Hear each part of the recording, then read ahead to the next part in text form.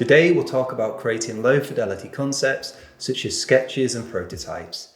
These are a vital tool in a designer's toolkit for getting early buy-in from stakeholders. In this video, we'll go over what low fidelity means, what the benefits are, and when you might incorporate low fidelity sketches or wireframes into your workflows.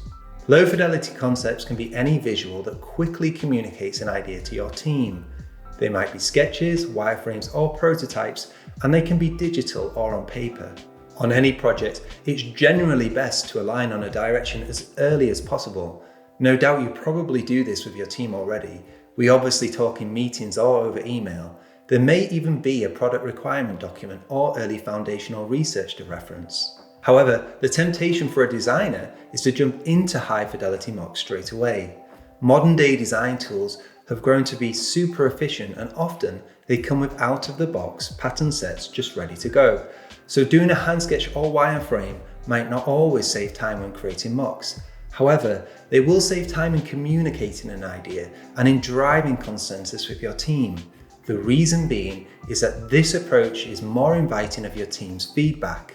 Abstracting the details out of view forces others to complete the image with their mind, prompting your team to discuss how a screen might look or feel. When you intentionally abstract, collaborators will fill in the void by imagining the details. This allows you to talk through the advantages of a given approach and incorporate new ideas that may arise. Another benefit of using low fidelity concepts is they're often easier to understand than the full mock-ups, since you can simplify your content to emphasize the point in hand. This might be helpful to focus feedback to a specific area in a user study, for example, or to collect thoughts from a teammate who's not super familiar with the details of your product. Low fidelity concepts may also more accurately reflect how far along you are in the project than high fidelity mocks, because they intentionally look incomplete. This helps avoid comments on wording or design choices you haven't tackled yet. Make sure your low fidelity concepts look like low fidelity concepts rather than high fidelity mockups by stripping out all the unnecessary details. It's probably best too if your concepts can scale easily to different sizes. This way you can show an entire flow with different steps all in context. The lo-fi concepts should be created in such a way they are easy to adapt to high fidelity designs. So when you arrive at a great solution, taking your concepts into actual visual design is hopefully easy. To do this, keep the layout proportional to the actual UI and keep the general colors, styling and typography true to your product's design.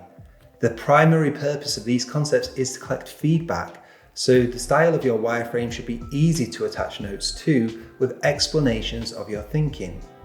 Make sure to include enough details for the UI to look recognizable. Viewers should know at a glance what screen or step is being represented. So how do you decide when it's time to move into high fidelity work? Usually when everyone agrees on a direction or when the visual design will impact the decision making. You'll also know when you start tackling the details or edge cases. So in summary, if you're working on a big or complex project, experiment using low fidelity concepts.